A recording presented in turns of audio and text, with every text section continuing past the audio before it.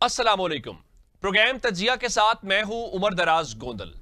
27वीं आईनी तरमीम को लेकर हुकूमत अब बड़ी तेजी के साथ आगे बढ़ती हुई दिखाई दे रही है, जहां पे वजीर आजम इत्तेहादी जमातों को एतमाद में ले रहे हैं। उसके साथ पाकिस्तान पीपल्स पार्टी की जो सेंट्रल एग्जीक्यूटिव कमेटी है उसका कल 6 तारीख को इजलास होने जा रहा है। अब देखना यह है कि गवर्नमेंट के पास कौमी असेंबली में नंबर पूरा है, लेकिन सेनेट के अंदर कुछ 3 से 4 वोट चाहिए होंगे। वो वोट कहां से आएंगे? क्या मौलाना फजलुर रहमान से हिमायत ली जाएगी या आजाद सेनेटर जो हैं वो हुकूमत के हक में वोट करेंगे? ये बड़ा अहम सवाल है। और उससे भी कहीं ज्यादा जरूरी ये बात है कि आमतौर पर आईनी तरमीम जब होती हैं तो ये बहुत अहम मामला होता है, जिसमें पूरी सोसाइटी का एक एवोल्यूशन का प्रोसेस नजर आता है, एक इनपुट नजर आती है। उसके बाद आगे चलते हैं। क्या ऐसा तो नहीं है कि हुकूमत कहीं जल्दबाजी के अंदर इतना बड़ा काम करने जा रही है और जो तमाम स्टेक होल्डर्स हैं, जो अपोजिशन की जमातें हैं, उनका लाहे अमल क्या होगा? चूंकि कौमी असेंबली और सेनेट दोनों के अंदर अपोजिशन लीडर ताहाल मौजूद नहीं है। कल इस सिलसिले में एक नशिस्त इस्लामाबाद में हुई, जहां पे सुहेल आफरीदी वजीर आला खैबर पख्तूनख्वा जो हैं वो महमूद खान अचकजई की रिहाइश गाह के ऊपर गए। अब उसके अलावा हुकूमत अपने इत्तेहादियों को एतमाद में जब ले रही होगी तो अपोजिशन क्या करेगी? क्या आराम से बैठकर सिर्फ एक तमाशाई का किरदार अदा करेगी या मौसर पार्लिमानी लॉबिंग करेगी कि हुकूमत के लिए कोई मुश्किलात हो? और फिर एक और बात कि क्या वाकईतन ये तरमीम वक्त की जरूरत है? जिस किस्म की चीजें वापस आई हैं उसमें नजर आ रही हैं। 18वीं तरमीम को लेकर रजा रब्बानी साहब का एक बयान आया है। फिर पंजाब हुकूमत का रद्द-ए-अमल क्या होगा? अभी तक पंजाब हुकूमत ताहाल खामोश है। उनकी आखिरी प्रेस कॉन्फ्रेंस में मैंने वहां पे आजमा बुखारी साहबा से सवाल इस बारे में पूछा तो उन्होंने कोई इसका वाज़ेह जवाब नहीं दिया था और कहा था कि चीफ मिनिस्टर की जैसे ही कोई इंस्ट्रक्शंस आएंगी तो इसके ऊपर वो बात करेंगी। ये बड़े अहम मामलात हैं और इसके बीच में फिर जो मौलाना फजलुर रहमान से हट के उनसे तो मुलाकातें तहरीक इंसाफ की हो रही है, कुछ अंदरूनी मुलाकातें भी हो रही हैं। क्या उससे कोई टेम्परेचर डाउन होगा? हमने देखा कि जो तहरीक इंसाफ की जानिब से गुज़श्ता चंद घंटों के अंदर बड़ा सख्त किस्म का एक जो कैंपेन नजर आ रही है और वो अग्रेसिव जो है, क्या उससे उनके लिए मजीद मुश्किलात बढ़ेगी? क्या उससे तनाव में इजाफा होगा? कोई ब्रेक थ्रू का इम्कान है या नहीं है? इस सारे मामले के ऊपर आज हमने बात करनी है और हमने जहमत दी है सीनियर सियासतदान मोहम्मद अली दुरानी साहब को। आपके वक्त का शुक्रिया।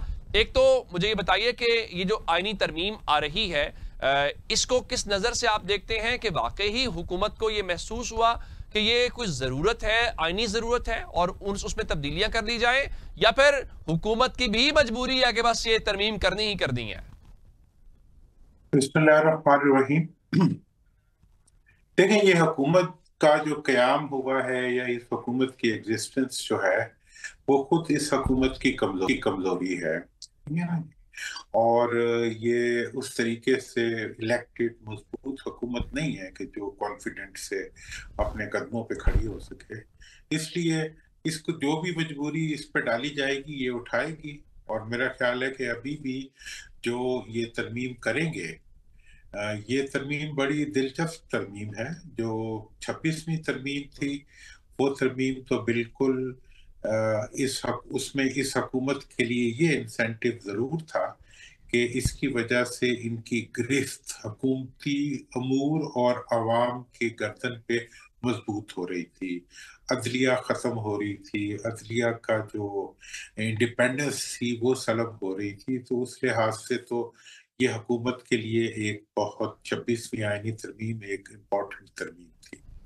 लेकिन 27वीं आईनी तरमीम की जो अब तक उसकी रिफ्लेक्शंस मिल रही हैं, उसके हिसाब से ये तरमीम जो है ये हुक्मरानों को, पार्लियामेंट तो बाद में आती है, हुक्मरानों के हकूक सलब करती हुई नजर आ रही है। वो अवाम के हकूक सलब कर रही थी, ये किसी हद तक हुक्मरानों का वो एक गैर मामूली हक है उसको ये सलब करती हुई नजर आ रही है। लिहाजा मैं समझता हूँ कि ये तरमीम का, इस तरमीम 18वीं तरमीम से मुतल्लिक जो इसमें चीज हैं और जो दूसरे अमूर में इसके अंदर चेंजेस हैं, वो इस चीज की तरफ इशारा कर रहे हैं कि ये तरमीम जो है ये होने के बाद, ठीक है जी, जो दोनों बड़ी हुकूमती पार्टियां हैं, इनकी गिरफ्त जो है अपने अमूर के ऊपर मजीद कमजोर हो जाएगी। लिहाजा ये एक बड़ा दिलचस्प डेवलपमेंट है कि गुम्बद की सदाएं जैसी कहो वैसी सुनाई देती है। और इसी तरीके से आगे चल के जो हालात डेवलप होंगे वो फिर एक और है। अगर इस तरमीम के पास होने में कोई प्रॉब्लम आती है तो वो समझा जाएगा कि हुकूमत खुद डाल रही है। लिहाजा ठीक। मेरा एक डिफरेंट सिचुएशन जो है वो हम देखने जा रहे हैं। और ये जो है ये आप देखिए, वक्त बताएगा कि क्या होता है। लेकिन इस वक्त तो 18वीं तरमीम से मुतल्लिक आ, जो मैं नजर आ रही हैं वो पीपल्स पार्टी के लिए सुजान रूह होंगी। बलदयाती से मुतल्लिक जो तब्दीलियां आएंगी वो नून के लिए सुजान रूह होंगी।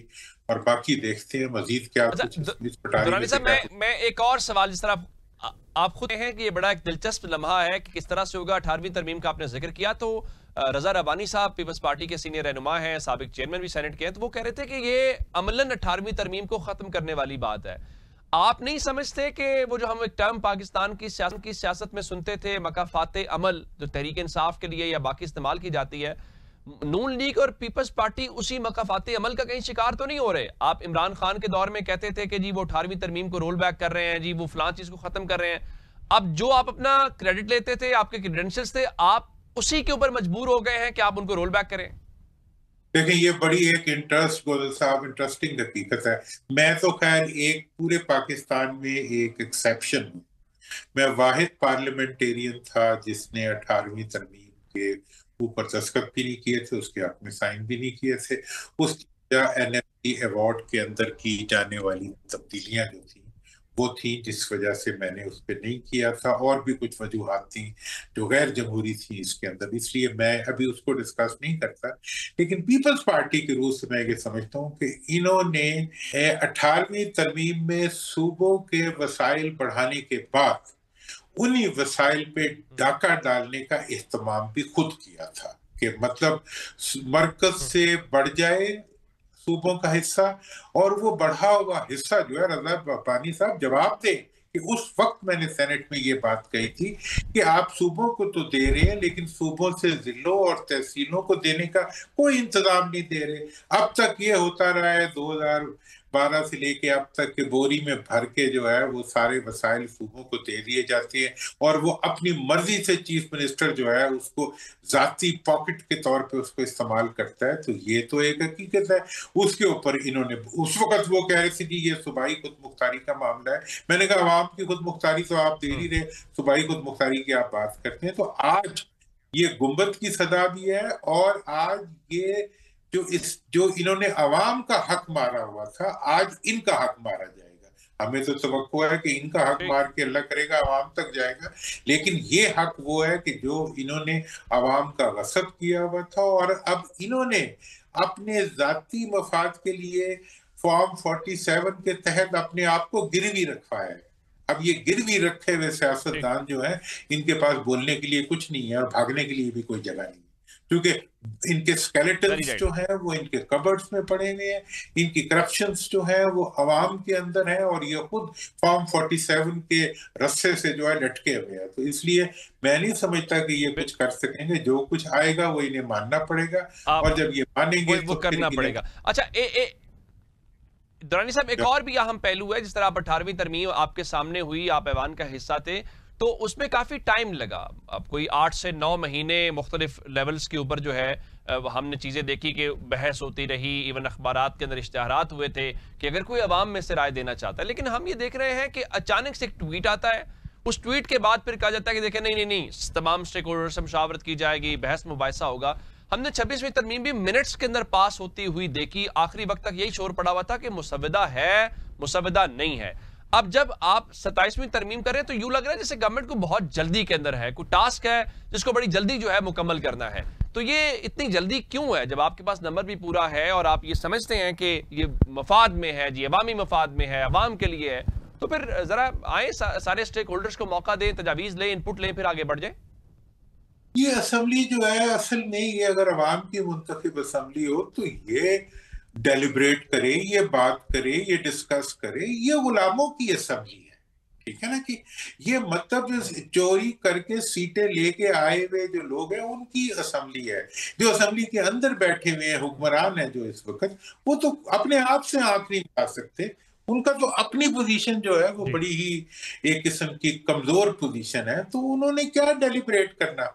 वो तो अब तो वो कोई कहेगा ना अपने हाथ काट के रख तो रख देंगे। ये यही 18वीं तरमीम के खिलाफ जो इंशाल्लाह आईनी तरमीम आएगी, इस पे ये दोनों हाथ के अंगूठे भी लगाएंगे और पैर के अंगूठे भी लगाएंगे। यही इनका इनका वो है, डेस्टिनी है, यही इनका, और अंजाम भी इनका यही है कि ये जो इन्होंने नाजायज अख्तियारात अपने लिए इकट्ठे करे हैं, खुद इनके मुंह से उन्हें वापस निकाला जाएगा।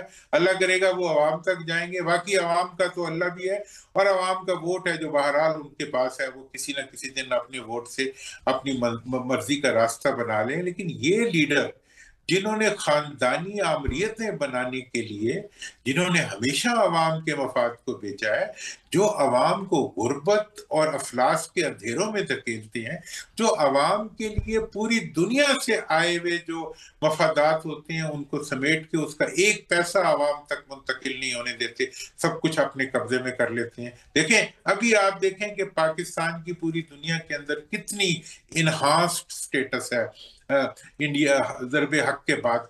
उसके बाद देखें इन्होंने अवाम को क्या दिया है।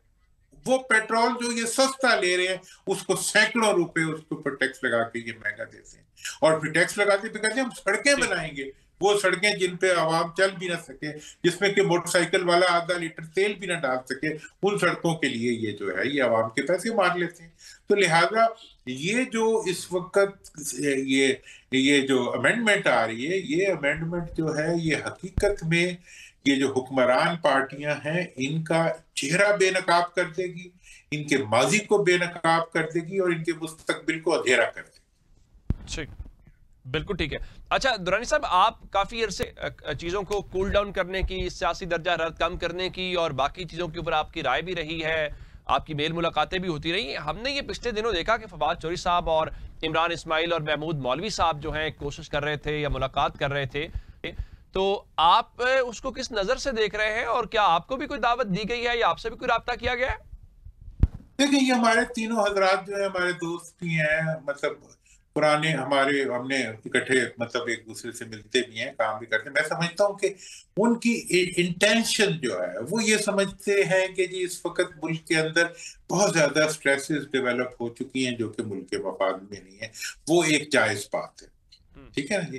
बाकी ये है कि उनकी हिकमत अमली जो है वो पीटीआई को कितनी काबिल कबूल है, बाकी सियासी पार्टियों को कितनी काबिल कबूल है, ये अभी वक्त के साथ इसका वो बनेगा, पेस बनेगी, फैसला होगा। ये आईनी तरमीम का मसला खत्म हो जाए तो फिर डेफिनेटली मजीद डिस्कशंस होंगी, और वो सब लोग, वो पूरे पाकिस्तान की वो ऑपोजिशन जो मौजूदा हुकूमत की कारकर्दगी और मौजूदा हुकूमत की एक्सप्लॉयटेशंस और मौजूदा हुकूमत की जो हुक्मरानों की मरूसियत की पॉलिसीज हैं, उनसे जो तंग आवाम है वो यकीनन इकट्ठे होंगे और उन सबका एजेंडा भी एक ही होगा। और वो एजेंडा तो सबसे पहले तो पाकिस्तान की यकजहती है, उसके बाद पाकिस्तान की जमहूरियत है, उसके बाद पाकिस्तान के मफादात हैं।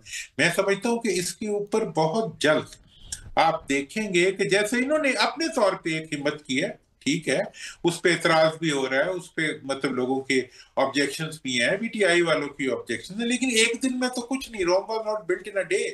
कोई भी जो टुगेदरनेस होती है वो एक इवेंट से नहीं बनती, वो वक्त के साथ साथ इवॉल्व होती है और डेवलप होती है। मैं पूरी तरह से मुतमईन हूं कि इस वक्त जो लोग जेलों में हैं, खा वो महमूद रशीद हो, खा वो एजाज चौधरी हो, खा वो मोहतरम डॉक्टर साहबा हो, इमरान खान, जितने भी ये कैदी हैं, इनके लिए भी एक आवाज उठनी चाहिए। और ये सब जो है ये बहरहाल एक अच्छी उम्र के लोग हैं, इनके लिए जो है वो तमाम जो कोशिशें हैं कौमी सतह पे वो होनी चाहिए, और इन सब कोशिशों का मतलब जो है वो पाकिस्तान का इस्तेहकाम और मजबूती होना चाहिए।